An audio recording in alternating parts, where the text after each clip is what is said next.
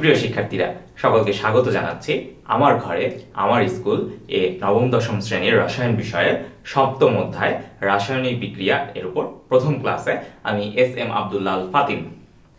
আজকে আমরা পাঠ শেষে কি কি শিখতে পারবো, চলো শুরুতেই সেই বিষয়গুলো একটু জেনে নেওয়া যাক। আজকের পাঠ শেষে আমরা জানতে পারবো ভৌত পরিবর্তন ও রাসায়নিক পরিবর্তনের মধ্যে কিভাবে আমরা পার্থক্য করতে পারি। এরপরে আমরা এই পদার্থের পরিবর্তনকে বিশ্লেষণ করে ভিন্ন ধরনের রাসায়নিক বিক্রিয়া শনাক্ত করতে পারবো এবং একই সাথে আজকের পাঠ শেষে কিন্তু আমরা রাসায়নিক বিক্রিয়ার শ্রেণীবিভাগ সম্পর্কেও কিন্তু জানবো। তো চলো আমরা একটু দেখে নেই যে পাঠ্য বই থেকে কোন কোন বিষয় নিয়ে আজকে আমরা আলোচনা করব। আজকের আমাদের আলোচনার প্রথম যে বিষয়বস্তু সেটি হবে পদার্থের পরিবর্তন। এই পদার্থের পরিবর্তনের অধীনে আমরা দুইটি বিষয় নিয়ে আলোচনা করব, একটি হচ্ছে ভৌত পরিবর্তন এবং আরেকটি হবে রাসায়নিক পরিবর্তন। এবং এরপরে আমরা আলোচনা করব রাসায়নিক বিক্রিয়ার শ্রেণীবিভাগ নিয়ে। এবং এই রাসায়নিক বিক্রিয়ার শ্রেণীবিভাগ নিয়ে যখন আমরা কথা বলবো তখন আমরা দেখব যে ভিন্ন ভিন্ন বিষয়বস্তুর উপর নির্ভর করে আমরা রাসায়নিক বিক্রিয়াকে ভিন্ন ভিন্ন শ্রেণীতে ভাগ করি। তো আমরা আজকে দুইটি বিষয় জানবো, একটি হচ্ছে রাসায়নিক বিক্রিয়ার দিক। আমরা রাসায়নিক বিক্রিয়ার দিক থেকে বলবো রাসায়নিক বিক্রিয়াকে কি কি ভাগে ভাগ করা যায়। একইভাবে আমরা আরেকটি নির্ণায়ক বেছে নিব, সেটি হচ্ছে রাসায়নিক বিক্রিয়ায় তাপের পরিবর্তন। এখন এই রাসায়নিক বিক্রিয়ায় তাপের পরিবর্তনের উপর ভিত্তি করে রাসায়নিক বিক্রিয়াকে কি কি শ্রেণীতে ভাগ করা যায় সেই বিষয়টি নিয়েও আজকে আমরা আলোচনা করব। তো চলো আজকে আমরা আমাদের ক্লাসের মূল আলোচনায় ফিরে যাই। আজকে আমাদের আলোচনার যে প্রথম বিষয়বস্তু সেটা হচ্ছে পদার্থের পরিবর্তন। এখন এই পদার্থের পরিবর্তন নিয়ে যখন আমরা কথা বলবো তখন কিন্তু আমরা দেখব আমরা দুটো বিষয় নিয়ে আলোচনা করব। একটি হবে ভৌত পরিবর্তন, যাকে আমরা ইংরেজিতে বলছি ফিজিক্যাল চেঞ্জ, এবং আরেকটি হচ্ছে রাসায়নিক পরিবর্তন, যাকে আমরা বলছি কেমিক্যাল চেঞ্জ। এখন এই ভৌত পরিবর্তন বা রাসায়নিক পরিবর্তনের মানে কি আমরা হয়তো ইংরেজি টার্মগুলো দিয়েও কিন্তু অনেকটাই অনুমান করতে পারছি। তারপর আমি একটু বলতে চাই যে আমাদের চারপাশে তো বিভিন্ন ধরনের পদার্থ আছে। এখন এই বিভিন্ন ধরনের পদার্থ কিন্তু বিভিন্ন কারণে, যেমন তাপমাত্রার কারণে হতে পারে বা চাপের কারণে হতে পারে, কিংবা অন্য পদার্থের সংস্পর্শে এসেও কিন্তু তারা কি সম্পূর্ণ ভিন্ন ধর্ম বিশিষ্ট একটি পদার্থতে পরিণত হতে পারে। আবার কখনো এরকম হতে পারে যে আমার পদার্থের যে উপাদানগুলো আছে তারা ঠিকই থাকছে, কিন্তু শুধুমাত্র বাইরের যে অবস্থা, বাহ্যিক যে অবস্থা, সেটি পরিবর্তন হচ্ছে। তো এই যে পরিবর্তনগুলো, এগুলোর উপর ভিত্তি করে আমরা কি বললাম যে আমরা এই পরিবর্তনকে, পদার্থের যে পরিবর্তন হয় সেগুলোকে দুইটি শ্রেণীতে ভাগ করি, একটি হচ্ছে ভৌত পরিবর্তন এবং আরেকটি হচ্ছে রাসায়নিক পরিবর্তন। এখন আমরা শুরুতে যদি একটু ভৌত পরিবর্তন নিয়ে একটু কথা বলার চেষ্টা করি। কি বলেছি ইংরেজি টার্মটা কি ছিল? Physical change. অর্থাৎ আমার যে অভ্যন্তরীণ যে গঠন আছে, পদার্থের অভ্যন্তরীণ গঠন কিন্তু পরিবর্তন হবে না। কি পরিবর্তন হবে? ভৌত অবস্থার পরিবর্তন হবে। অর্থাৎ আমার যে দশায় আমি আছি, আমার পদার্থ যে দশায় ছিল সেই দশাটা বা সেই ভৌত অবস্থাটা পরিবর্তন হবে। অর্থাৎ আমি যদি বলি যে আমার কাছে একটি পদার্থ আছে, সেটি কি কঠিন অবস্থায় আছে, এখন সেই কঠিন অবস্থা থেকে সে তরল অবস্থায় পরিণত হতে পারে বা জলীয় বাষ্প বা গ্যাসীয় অবস্থায় পরিণত হতে পারে। যেমন আমরা যদি আরেকটু ভালোভাবে বুঝতে চাই, ধরলাম আমার কাছে একটি বরফের টুকরা আছে। এখন এই বরফের টুকরাকে আমরা যদি কক্ষ তাপমাত্রায় রেখে দেই তাহলে কি হবে? সে পরিবেশ থেকে তাপ গ্রহণ করবে। বা আমি যদি সূর্যালোকের নিচে রেখে দেই বা আমি যদি কৃত্রিমভাবে তাপ দেই, আমরা দেখতে পাচ্ছি এখানে আমরা একটি বরফ খণ্ডকে রেখেছি। তো আমি যে তীর চিহ্নগুলো দেখাচ্ছি সেগুলো কিন্তু কি ভিতরের দিকে আসছে। আমার কাছে যে বরফটা আছে এটাকে যদি আমি বলি সিস্টেম, তাহলে আমরা দেখতে পাচ্ছি যে এই বরফ বা সিস্টেম সে তার চারপাশ থেকে কি গ্রহণ করছে? তীর চিহ্নগুলো ভিতরের দিকে মানে কি এই যে বরফ টুকরো সে কিন্তু কি তাপ গ্রহণ করছে তার চারপাশ থেকে। আমরা তীর চিহ্ন ভিতরের দিকে মানে আমরা বুঝাচ্ছি যে এই বরফের যে খণ্ড বা টুকরোটি আছে সেটি তার চারপাশ থেকে অর্থাৎ পরিবেশ থেকে গ্রহণ করছে। কি গ্রহণ করছে? তাপ গ্রহণ করছে। এখন এই তাপটা আমিও দিতে পারি কৃত্রিমভাবে, অথবা আমরা যেটা বললাম যে পরিবেশ থেকে সে তাপটা গ্রহণ করতে পারে। তাহলে আমরা একটু বুদ্ধি করে বলি তো, এই যে বরফ সে যদি তার চারপাশ থেকে বা সারাউন্ডিংস থেকে যদি সে তাপ গ্রহণ করে তাহলে সে কিসে পরিণত হবে? পানিতে। অর্থাৎ সে কি করছে? তাপ গ্রহণ করছে। আমি তাপ নিচ্ছি, শোষণ করছি। আমি একটি কঠিন পদার্থ যে তাপ শোষণ করে কিসে পরিণত হচ্ছি? তরল পদার্থে পরিণত হচ্ছি। অর্থাৎ এখানে যে বরফের টুকরো আছে সে কি করেছে? সে পরিবেশ থেকে তাপ শোষণ করেছে, অথবা আমি তাকে বাইরে থেকে তাপ দিয়েছি। এতে করে সে কি হয়েছে? সে তরল পদার্থে পরিণত হয়েছে।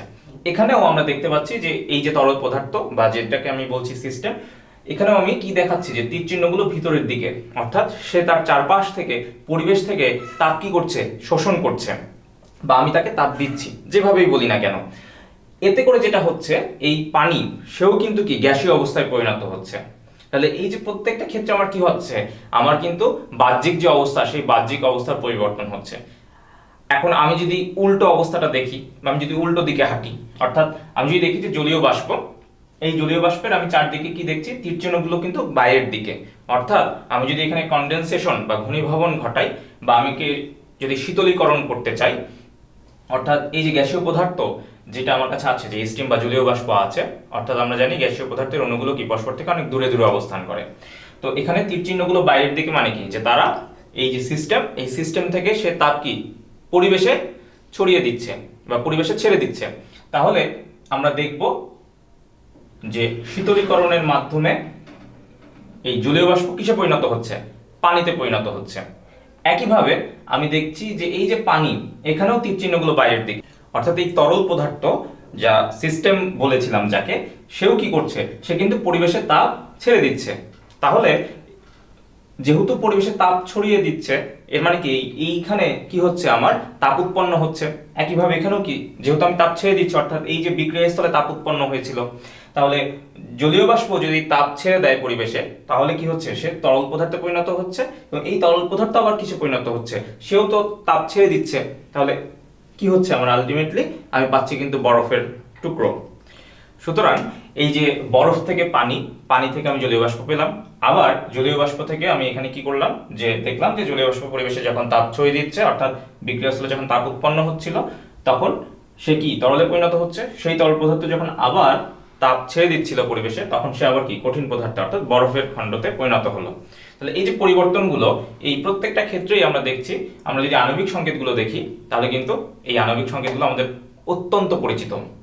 H2O, তো H2O বলতে আমরা সবাই হয়তো পানির কথাই জানি, কিন্তু আমরা একটু দেখব যে আমি কিন্তু এই আণবিক সংকেতগুলোর পাশে, ডান পাশে নিচে ছোট করে ব্র্যাকেটের ভিতরে একটি করে অক্ষর লিখেছি।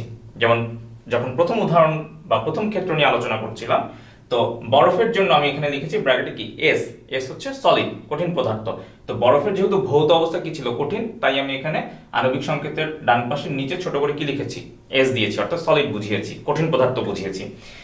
এই বরফের খণ্ড যখন পরিবেশ থেকে তাপ গ্রহণ করলো, বা আমি তাকে তাপ দিলাম, এই তাপ শোষণ বা তাপ প্রদান যাই বলি না কেন, এই পদ্ধতিতে যখন সে পানিতে পরিণত হলো, তখন আমি আণবিক সংকেতের পাশে কি লিখেছি, ডান পাশে ব্র্যাকেটে ছোট করে এল লিখেছি।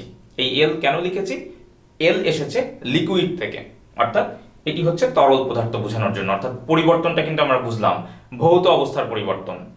এবং সর্বশেষ আমরা দেখলাম যে এই পানি সেটি আবার কি হলো, বাষ্পে পরিণত হলো।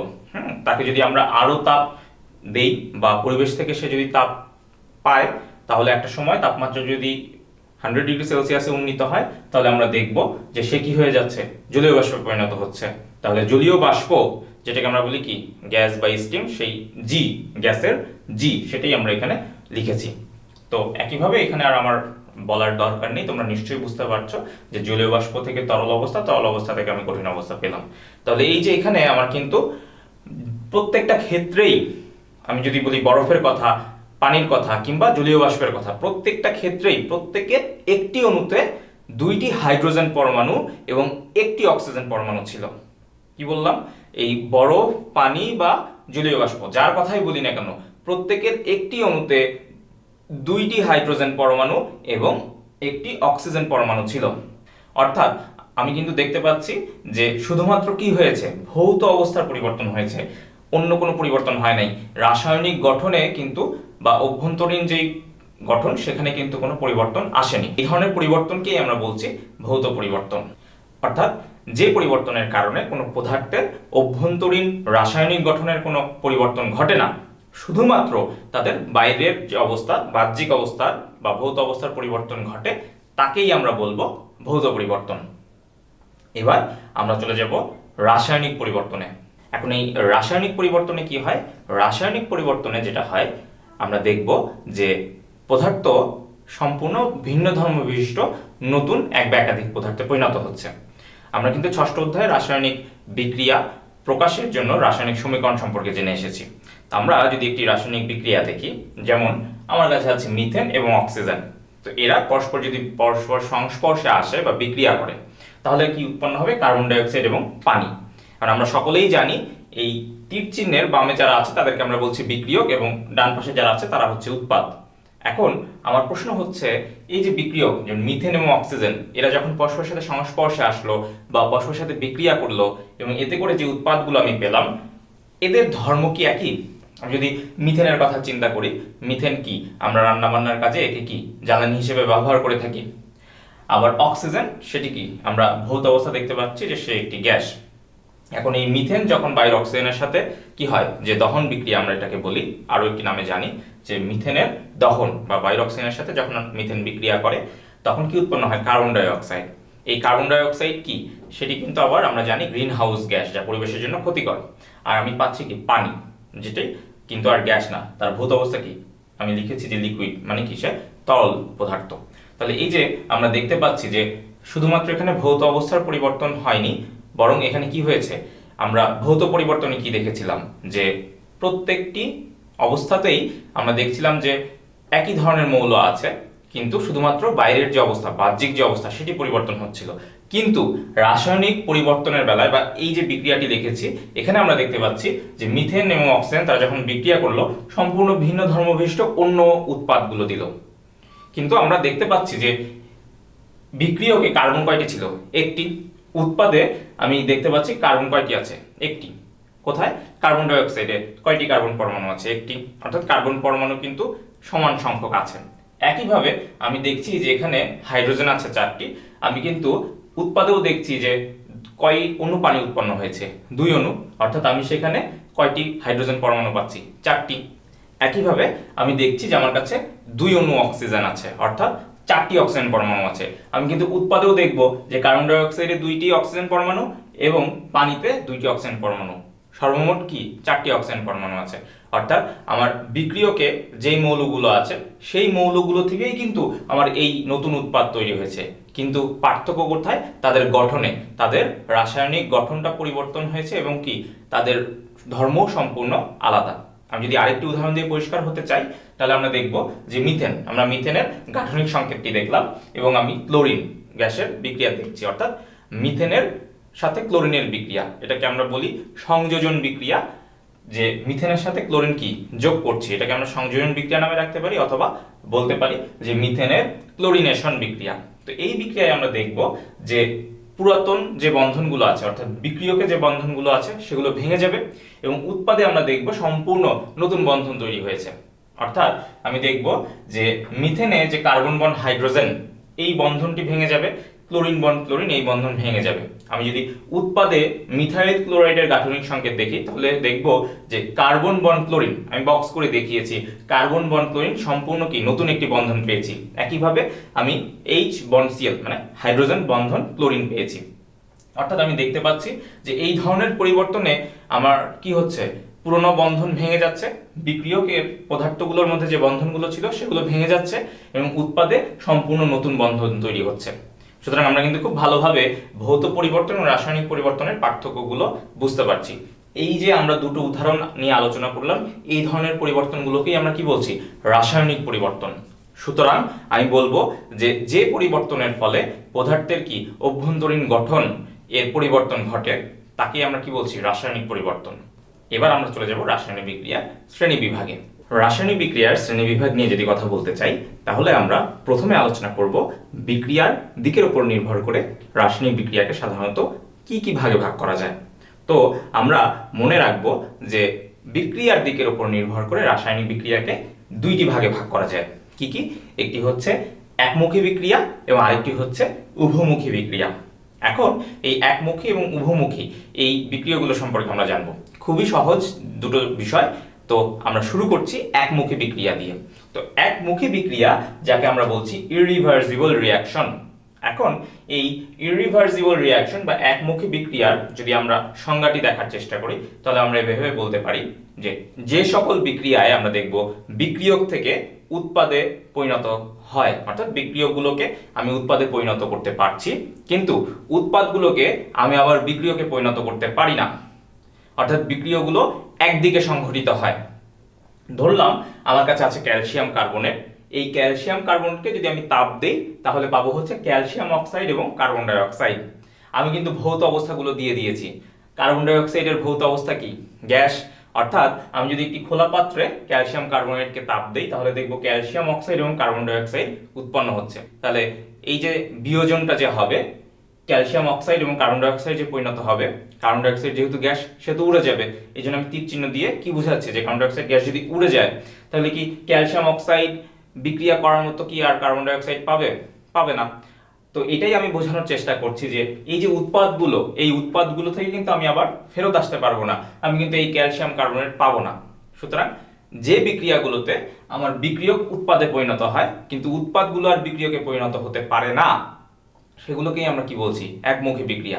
আমরা আরো কয়েকটি উদাহরণ দেখব, তাহলে খুব সুন্দরভাবে বিষয়টি বুঝতে পারবো। আমরা বলছি তাপীয় বিয়োজন বিক্রিয়া। আমরা এই একমুখী বিক্রিয়ার উদাহরণ থেকে কিন্তু আরো কয়েকটি বিক্রিয়া সম্পর্কে ধারণা লাভ করতে পারবো। তো চলো আমরা একটু দেখি। পটাশিয়াম ক্লোরেটকে যদি আমি তাপ দেই, আমি এই বিক্রিয়ার নাম দিয়েছি তাপীয় বিয়োজন, অর্থাৎ তাপ দেওয়ার কারণে এই পদার্থটি কি ভিন্ন দুটি পদার্থে বিয়োজিত হচ্ছে। তো এই তাপীয় বিয়োজন বিক্রিয়ায় আমি দেখছি পটাশিয়াম ক্লোরাইডকে আমি যদি তাপ দেই, সেই পটাশিয়াম ক্লোরাইড এবং অক্সিজেন গ্যাসে পরিণত হচ্ছে। এবং এই পটাশিয়াম ক্লোরাইড এবং অক্সিজেন গ্যাস, এই যে উৎপাদগুলো, এদেরকে যদি আমি আবার কম্বাইন করি, এরা যদি পরস্পর সংস্পর্শে আসে তাহলে কিন্তু আমি আবার এই পটাশিয়াম ক্লোরাইড পাবো না। এই বিক্রিয়াগুলো একদিকে ঘটে, উভমুখী বলতে পারবো না বা উভয় দিকে সংঘটিত হয় বলতে পারবো না।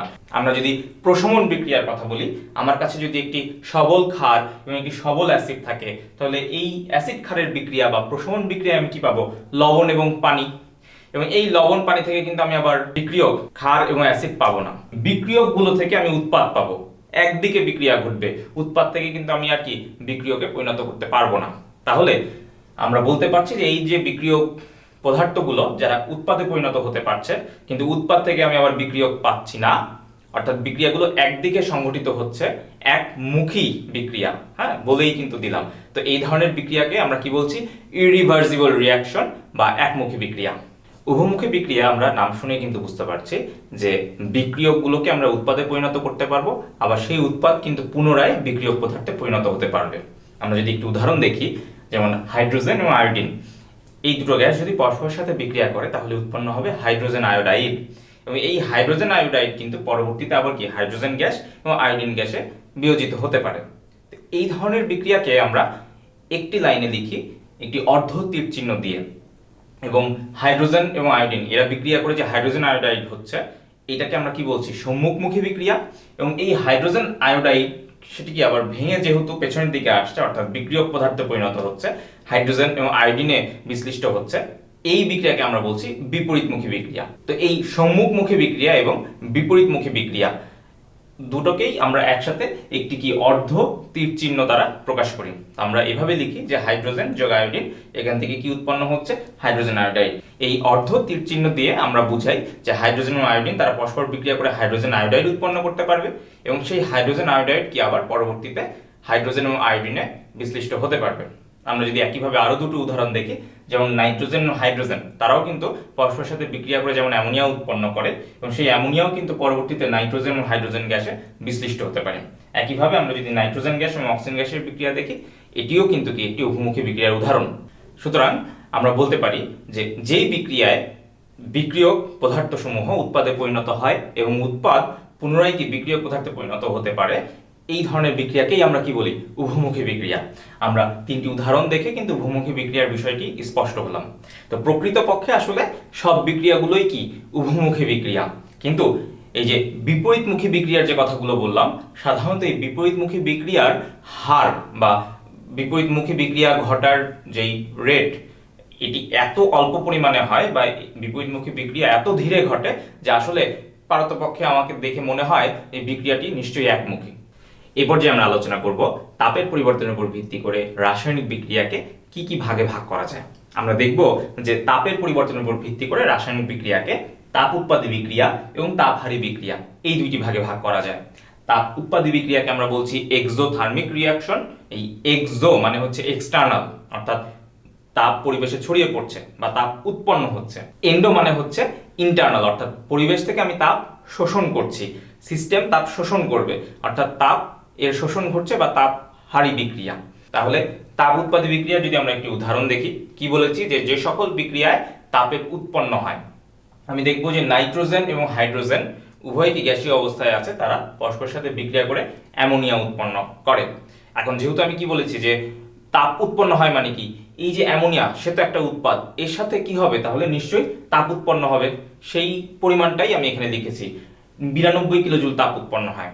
যখন এই তাপ উৎপাদী বিক্রিয়াটি হয়, অর্থাৎ নাইট্রোজেন গ্যাস এবং হাইড্রোজেন গ্যাস যখন পরস্পর সংস্পর্শে আসে, তখন কি আমরা দেখব অ্যামোনিয়া উৎপন্ন হয় এবং এর সাথে কি, যেহেতু বলেছি তাপ উৎপাদী বিক্রিয়া, তাপ উৎপন্ন হবে, তাই আমি দেখব এর সাথে 92 কিলোজুল তাপ উৎপন্ন হয় এবং আমি উৎপাদের সাথে এই জন্য এটি কি করেছি, যোগ করে দিয়েছি।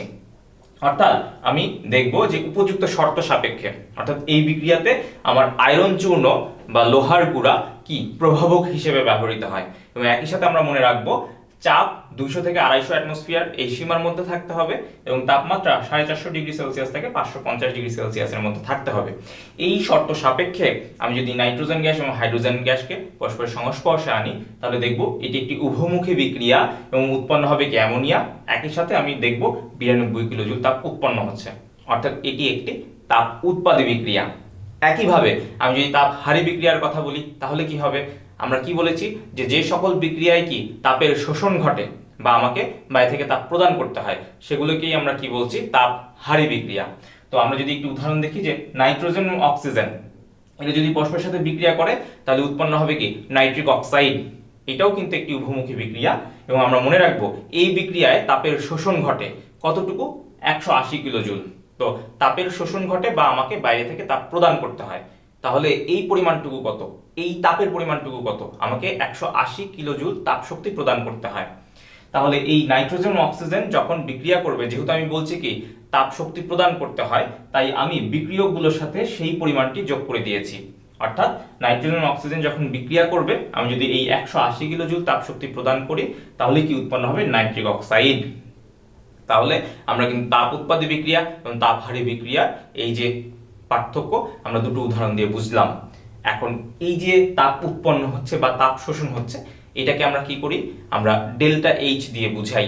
তো এই যে তাপ উৎপন্ন হচ্ছে বা তাপের শোষণ ঘটছে, এগুলোকে আমরা বলছি বিক্রিয়া তাপ এবং এই বিক্রিয়া তাপকে আমরা আবার ডেল্টা এইচ দিয়ে প্রকাশ করি, যা আমরা পরবর্তী অধ্যায়ে শিখবো। আমরা যখন অষ্টম অধ্যায়ে যখন আলোচনা করব, তখন কিন্তু এই বিষয়গুলো নিয়ে আরো বিস্তারিত জানবো। আমরা মনে রাখবো যে এই যে তাপ শক্তি যে উৎপন্ন হচ্ছে বা তাপ যে শোষণ হচ্ছে, আমরা এগুলোকে কি বলছি, বিক্রিয়া তাপ, এবং এই বিক্রিয়া তাপকে আমরা ডেল্টা এইচ দিয়ে প্রকাশ করি। আমরা মনে রাখবো যে তাপ উৎপাদী বিক্রিয়ায় আমরা বলেছিলাম 92 কিলোজুল তাপ কি উৎপন্ন হচ্ছে। তো এই সমীকরণকে আমরা আরেকটি উপায়ে প্রকাশ করতে পারি, সেটি হচ্ছে যে বিক্রিয়া শেষে আমরা সেই পরিবর্তনটা দেখিয়ে দিচ্ছি, যে তাপ উৎপন্ন হয়েছে সেটি দেখিয়ে দিচ্ছি, যে delta H equal to -92 kilojoule. আমরা মনে রাখবো তাপ উৎপাদী বিক্রিয়ায় যে তাপ উৎপন্ন হয়, সেটিকে আমরা যে ডেল্টা এইচ দিয়ে প্রকাশ করছি, তাপ উৎপাদী বিক্রিয়ার বেলায় ডেল্টা এইচ এর মান কি হবে, ঋণাত্মক বা নেগেটিভ। এবং তাপহারী বিক্রিয়ায় আমরা এইভাবেও সমীকরণকে প্রকাশ করতে পারি, যেখানে বিক্রিয়া তাপ বা ডেল্টা এইচ এর মান হবে পজিটিভ। আমরা এই বিষয়গুলো মনে রাখবো এবং এই তাপ উৎপাদী তাপহারী বিক্রিয়া নিয়ে কিন্তু আমরা বিস্তারিত আলোচনা পরের অধ্যায়েই করব। তো আপাতত আমরা কি জানলাম, যে যে সকল বিক্রিয়ায় তাপ উৎপন্ন হয় তাদেরকে আমরা বলছি তাপ উৎপাদী বিক্রিয়া, এবং যে সকল বিক্রিয়ায় তাপের শোষণ ঘটে তাদেরকে আমরা বলছি তাপহারী বিক্রিয়া। এবং উভয় ক্ষেত্রে আমরা দেখলাম বিক্রিয়াগুলো কি উভমুখী বিক্রিয়া। সুতরাং আজকের ক্লাস থেকে আমরা কি কি শিখলাম? আজকের ক্লাস থেকে আমরা জানলাম পদার্থের পরিবর্তন হয় দুই রকম, ভৌত পরিবর্তন এবং রাসায়নিক পরিবর্তন। এরপরে আমরা জেনেছি বিক্রিয়ার দিকের উপর নির্ভর করে রাসায়নিক বিক্রিয়াকে একমুখী এবং উভমুখী দুই ধরনের বিক্রিয়ায় ভাগ করা যায়। পর্যায়ক্রমে আমরা জেনেছি তাপের পরিবর্তনের উপর ভিত্তি করে রাসায়নিক বিক্রিয়াকে তাপ উৎপাদী বিক্রিয়া এবং তাপহারী বিক্রিয়া এই দুইটি শ্রেণীতে ভাগ করা যায়। এই পর্যায়ে তোমাদের জন্য কিছু বাড়ি কাজ দেয়া থাকবে। আজকের বাড়ি কাজের প্রথম যে প্রশ্নটি হচ্ছে, ক্যালসিয়াম কার্বনেটের বিয়োজন বিক্রিয়া কি উভমুখী বিক্রিয়া হতে পারে? তোমার উত্তরের সপক্ষে যুক্তি দেখাও। এরপরে তোমাদের জন্য দ্বিতীয় যে কাজটি থাকছে সেটি হলো পুরাতন বন্ধন ভাঙন ও নতুন বন্ধন গঠনই মূলত রাসায়নিক পরিবর্তন, নিচের বিক্রিয়াটির মাধ্যমে তা ব্যাখ্যা করো। আমরা এখানে দেখতে পাচ্ছি মিথাইল ক্লোরাইডের সাথে ক্লোরিনের বিক্রিয়া হচ্ছে এবং অতিবেগুনি রশ্মির উপস্থিতিতে এই বিক্রিয়ায় আমরা দেখছি ডাইক্লোরোমিথেন এবং হাইড্রোজেন ক্লোরাইড উৎপন্ন হচ্ছে। তোমাদের কাজ হবে গাঠনিক সংকেত থেকে খুব সহজেই আমরা এখানে দেখতে পারবো যে পুরনো বন্ধন ভাঙছে কিনা এবং নতুন বন্ধন গঠিত হচ্ছে কিনা, এবং এর মাধ্যমেই আসলে রাসায়নিক পরিবর্তন বা রাসায়নিক বিক্রিয়া সংঘটিত হচ্ছে কিনা সেটি তোমাদের ব্যাখ্যা করতে হবে। আমি বিশ্বাস করি পর্যাপ্ত অনুশীলনের মাধ্যমে তোমরা এই বাড়ি কাজগুলো খুব সহজে সমাধান করতে পারবে এবং স্কুল খোলার পর অবশ্যই তোমরা তা তোমাদের শ্রেণী শিক্ষকের কাছে জমা দিবে, যা ধারাবাহিক মূল্যায়নের সাথে যুক্ত হবে। তোমরা সবাই ভালো থাকো, নিরাপদে থাকো, সরকারি নির্দেশনা মেনে ঘরে অবস্থান করো এবং স্বাস্থ্যবিধি মেনে চলো। তোমরা যদি এই ক্লাসটি পুনরায় করতে চাও তাহলে চোখ রাখো আমার ঘরে আমার স্কুল এর অফিসিয়াল ফেসবুক পেজ বা ইউটিউব চ্যানেলে। ধন্যবাদ সবাইকে।